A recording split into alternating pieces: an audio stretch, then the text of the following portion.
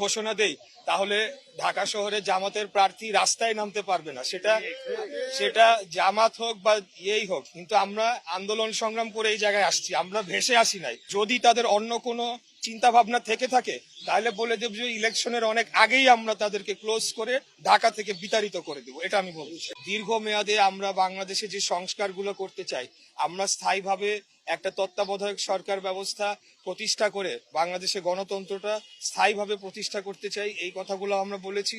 আর আমরা সকলের কাছে হ্যাঁ ভোটের জন্য প্রচারণা চালাচ্ছি। ঘোষণা দেই তাহলে ঢাকা শহরে জামাতের প্রার্থী রাস্তায় নামতে পারবে না।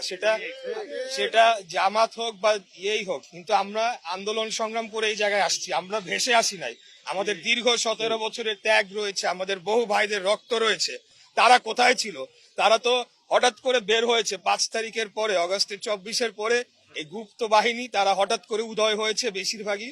এর আগে আমরা দেখেছি তারা ভোরবেলা 6টার সময় যখন রাস্তাঘাটে জনগণ থাকতো না, তারা চুপ করে অন্ধকারে বের হইতো, মিছিল করে তারা চলে যেত। এই ছিল তাদের আন্দোলন সংগ্রাম। আমরা রাজপথে বুক ফুলিয়ে রক্ত দিয়েছি, আমরা গুলির মুখে দাঁড়িয়ে আমাদেরকে হত্যা করা হচ্ছে 17 বছর যাবৎ, গুম খুনের শিকার হয়েছি, আমরা কোন সময় পিছু হটে যাই না।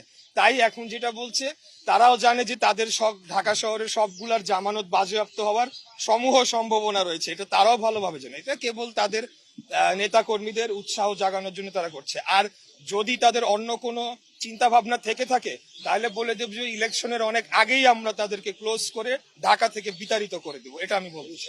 আমরা আরেকটা প্রতিশ্রুতিও দিচ্ছি যে সকল এখানে ব্যক্তিবর্গ তারা অবৈধভাবে বিভিন্ন জায়গায় স্থাপনা নির্মাণ করছে, ফুটপাতে অবৈধভাবে স্থাপনা নির্মাণ করছে, রাস্তায় স্থাপনা নির্মাণ করছে এবং সেখান থেকে চাঁদা তুলছে, এদের ব্যাপারে আমরা 0 টলারেন্স নীতি গ্রহণ করেছি। কোনো অবৈধ স্থাপনা এবং অবৈধ কর্মকাণ্ড আমাদের দল সেটাকে অনুমোদন করে না। আমরাও তার বিরুদ্ধে একটা জোরালো অবস্থা নিয়েছি এবং আমরা 0 টলারেন্স নীতি এই ব্যাপারে আমরা অবলম্বন করবো ইনশাআল্লাহ।